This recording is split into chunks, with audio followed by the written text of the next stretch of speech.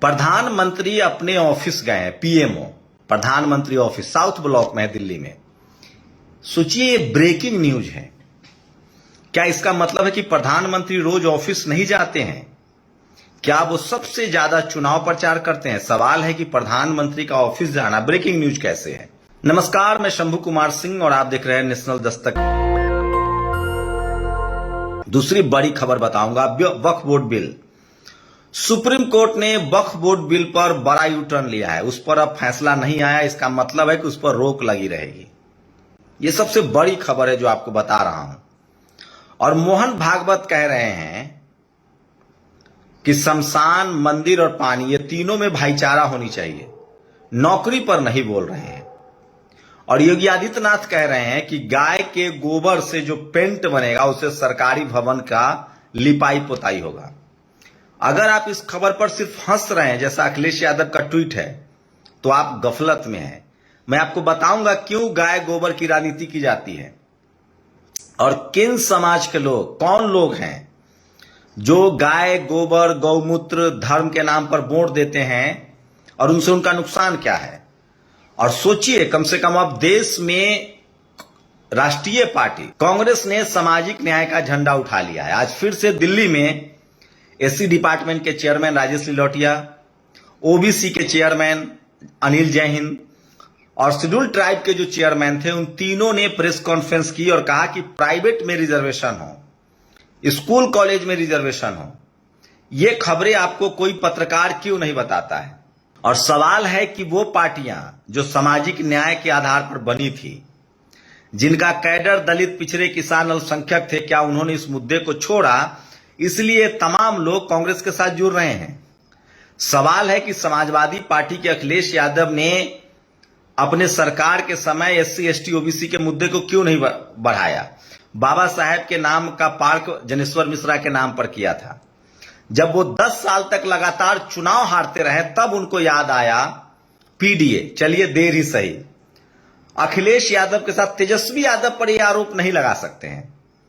उन्होंने सामाजिक न्याय का नारा हमेशा बुलंद किया। इकोनॉमिक वीकर सेक्शन का रिजर्वेशन जो है, उसका भी उन्होंने विरोध तो किया है, यह भी बात फैक्ट है। लेकिन कमी कहां रह गई?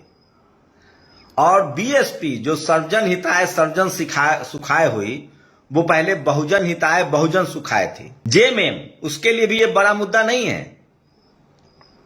जेएमएम के लिए बड़ा मुद्दा नहीं है। डीएमके हमेशा से सामाजिक न्याय की पार्टी रही है। टीडीपी के लिए मुद्दा नहीं है। अनुप्रिया पटेल, राजभर निषाद, ये सब छोड़ रहे थे इस मुद्दे को। तो कांग्रेस के इस मुद्दे को तुल देने के बाद किस तरह से देश की राजनीति बदली है, इस पर भी बात करेंगे, जो बहुत जरूरी है। और तभी राजनीति 360 डिग्री घूमी है। तो पहले आपको बता दूं कि वक्फ बोर्ड बिल पर यह साफ हो गया है कि अभी सुप्रीम कोर्ट में यह मामला लटक गया है। इसका मतलब है कि वक्फ बोर्ड बिल का जो कानून बना है वो लागू नहीं होगा। और सोचिए, जो प्रधानमंत्री दावा करते थे कि 18-18 घंटा काम करते हैं, उनका पीएमओ प्रधानमंत्री ऑफिस जाना भी एक ब्रेकिंग न्यूज है। इसका मतलब है कि क्या प्रधानमंत्री कभी कभार पीएमओ जाते हैं? आरटीआई से जानकारी मिल सकती है कि वो कितनी बार पीएमओ जाते हैं। उससे होगा कि लोगों को सहूलियत मिलेगी इस बात को जानने में कि वो कितनी बार पीएमओ जाते हैं। ये सबसे बड़ी बात है। और सोचिए, मोहन भागवत कह रहे हैं कि शमशान में पानी पीने में आपको अधिकार मिलेगा, एजुकेशन में नहीं। और योगी आदित्यनाथ कह रहे हैं कि गाय गोबर गौमूत्र की राजनीति कर रहे हैं। गाय के पेंट से, गाय के गोबर से एक दिल्ली यूनिवर्सिटी की सवर्ण महिला प्रिंसिपल जो है, वो गाय की गोबर लेप रही थी। योगी आदित्यनाथ कहते हैं। तो सोचिए, गाय की जो राजनीति है भारत में, ये सबसे ज्यादा दलित, पिछड़े, ओबीसी समाज के लिए था। हम सब लोग गाय पालते हैं, गाय से लगाव है। गाय हमारे लिए माता के समान है, ये सच है। हम उसका दूध भी पीते हैं, बछड़े का भी सम्मान करते हैं। और ये बात बीजेपी जानती है, ये भी एक धार्मिक एजेंडा है। लेकिन सोचिए, जो गाय के गौशाला खोल रहे हैं, जो सीसीटीवी कैमरे लगा रहे हैं, गाय माता की सेवा कर रहे हैं, वो आपके नौकरियों पर बात नहीं करते हैं। तो क्या गाय माता के जो मानने वाले लोग हैं, उनको नौकरी नहीं चाहिए? उनके बच्चों को स्कूल, अस्पताल नहीं चाहिए? क्या उनको रिजर्वेशन नहीं चाहिए? तो सवाल है कि गाय माता के नाम पर जो राजनीति हो रही है वो अच्छी बात है। गाय भावनाओं का जुड़ाव है, मंदिर आस्था का सवाल है, गाय भी आस्था का सवाल है। लेकिन सवाल यह है कि सरकार का काम स्कूल, कॉलेज, अस्पताल बनाना है कि नहीं। आरएसएस आपके जाति जनगणना के पक्ष में क्यों नहीं है? योगी आदित्यनाथ कल तक जाति जनगणना के पक्ष में थे। गाय, गोबर, गौमूत्र, गाय माता, मंदिर, धर्म से आपके आस्था का सवाल है, आपके आस्था का सम्मान है। लेकिन आपका बच्चा कलेक्टर, डीएम, एसपी तब बनेगा जब वो पढ़ाई लिखाई करेगा। वो वैज्ञानिक तब बनेगा जब वो पढ़ाई लिखाई करेगा। वो बिजनेसमैन तब बनेगा जब वो पढ़ाई लिखाई करेगा।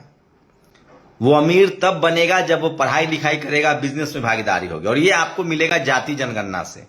तो मुझे कई बार अजीब लगता है कि 90% हिंदू जो आस्थावान हैं, जो मंदिर भी जाते हैं, जो गाय माता की भी सेवा करते हैं, आखिर उनके संवैधानिक अधिकार पर क्यों नहीं बात करती है बीजेपी और योगी आदित्यनाथ। 69,000 शिक्षक भर्ती का मामला लटका हुआ है, उसमें कितनी सीटों की चोरी हुई। आज भी यूपीएससी के इंटरव्यू में देखा गया है कि एससी, एसटी, ओबीसी के जो बच्चे रिटेन में ज्यादा नंबर ला रहे थे उनको कम नंबर दिया गया। कॉर्पोरेट, प्राइवेट सेक्टर की नौकरियां में एससी, एसटी, ओबीसी नहीं है। आपके पास शहर में जमीन नहीं है, बिजनेस नहीं है, व्यापार नहीं है। आपके आरक्षण को हमेशा गाली दी गई, मेरिट के नाम पर आपको दुत्कारा गया। आज भी एससी, एसटी, ओबीसी के बच्चे सेंट्रल यूनिवर्सिटी, आईआईटी, आईआईएम में ड्रॉप आउट होते हैं। सवाल है कि जो लोग गौशाला बनवा रहे हैं, सीसीटीवी कैमरे लगा रहे हैं, गाय, गोबर, गौमूत्र की राजनीति कर रहे हैं आस्था के नाम पर, धर्म के नाम पर, वो उसी समाज के लोगों के लिए, उनके बच्चों के लिए एसपी, डीएम बनने का रास्ता क्यों नहीं साफ करते हैं। वो तो शुक्र मनाइए कि धीरे धीरे ही सही अखिलेश यादव जब मुख्यमंत्री थे तो उनका मुद्दा ये नहीं था। उनका ये मुद्दा होता तो वो जनेश्वर, बाबा साहेब अंबेडकर के पार्क को जनेश्वर मिश्रा पार्क नहीं करते, वो रविदास महाराज के जिलों का नाम नहीं बदलते। लेकिन चलिए, हार सबको सिखा देता है। जब अखिलेश यादव लगातार हारे तो उनका चुनावी एजेंडा पीडीए हो गया।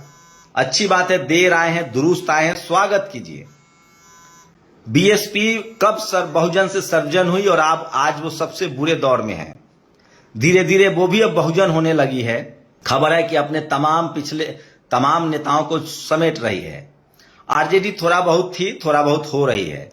जेएमएम अभी भी नहीं हो रही है। जब जेल से आए थे मैं तो कठोर टिप्पणी करता हूं।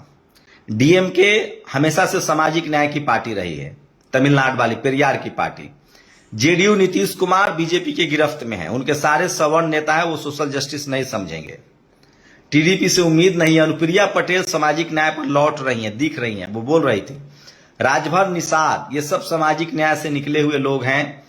इनको लगा था बीच में कि अब राजनीति जो है धर्म के आसपास होगी तो ये बीजेपी के साथ चले गए। लेकिन मैं फिर कह रहा हूं, ममता, केजरीवाल, नायडू, पटनायक के सब आपके मुद्दे पर नहीं थे।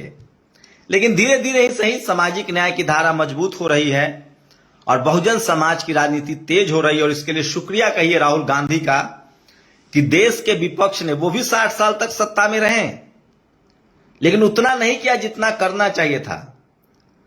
लेकिन राहुल गांधी ने जिस तरह से मोर्चा खोला है, सामाजिक न्याय के मुद्दा को मुद्दा बनाया है, उससे तो साफ है कि यह अब राष्ट्रीय मुद्दा बन गया। और इसी का डर है कि अब बीजेपी जाति जनगणना कराने जा रही है। सामाजिक न्याय अब उसका मुद्दा है।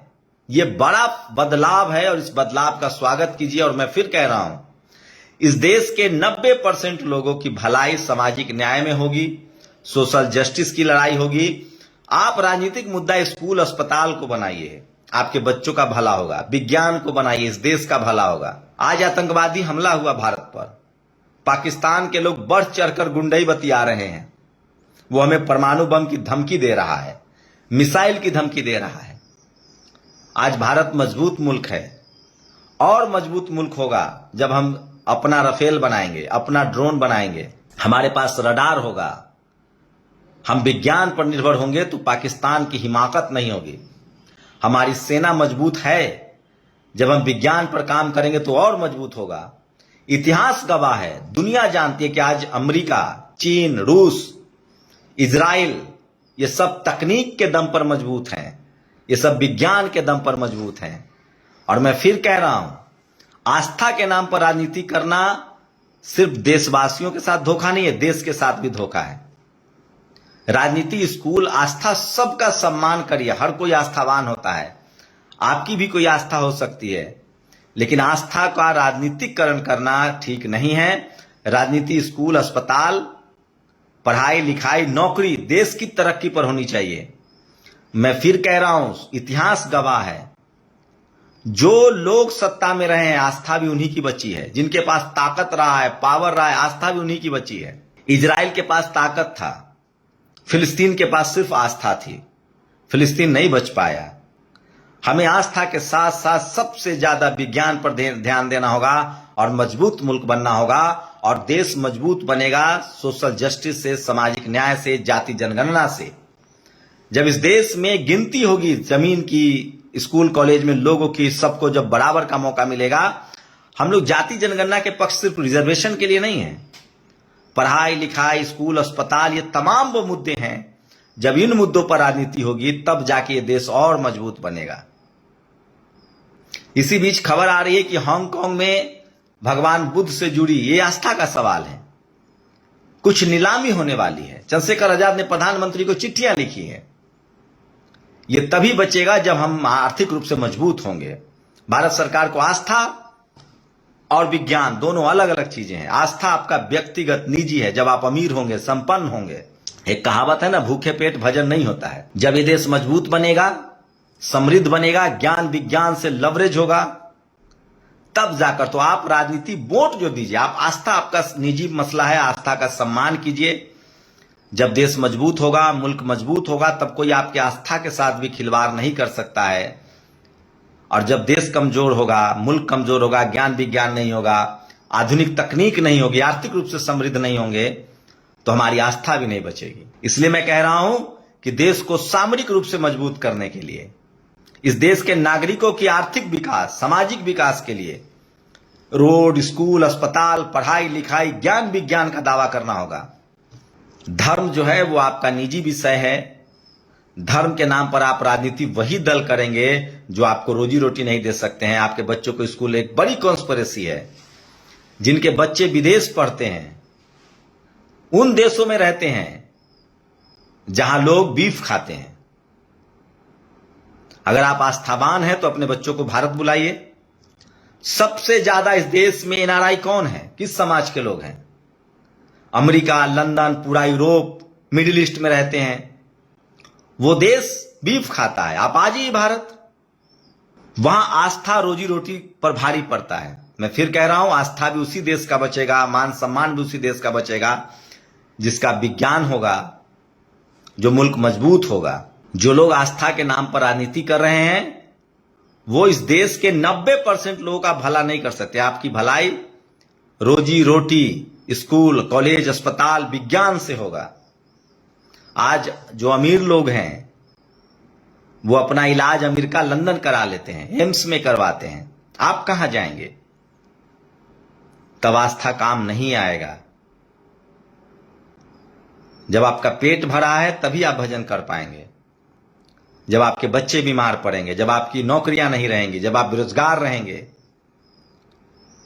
किसी ने ठीक ही कहा है, अमीरों के लिए स्कूल है, अस्पताल है, पढ़ाई लिखाई है, गरीब के लिए सिर्फ आस्था है।